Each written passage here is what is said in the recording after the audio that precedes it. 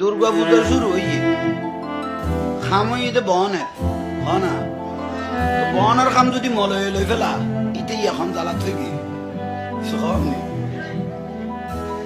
তারা বুঝিন না পারে মৈসুদের খামল দি উজুরের ওয়াজের খামল দি মলি যাবের এটা যদি বনাই আয়ের খামিয়া লই ফেলা তো হাতে কেন লাগবে আচ্ছা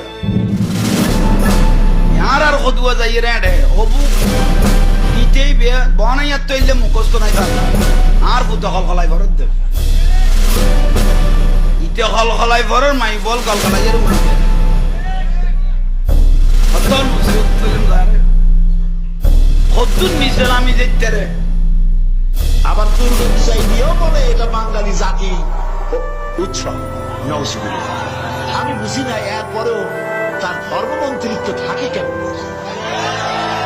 এইটা মৌলানা নামের কলঙ্ক।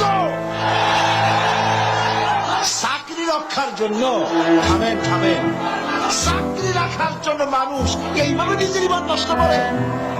আরে বাবা, দুর্গা পূজা হিন্দুর উৎসব।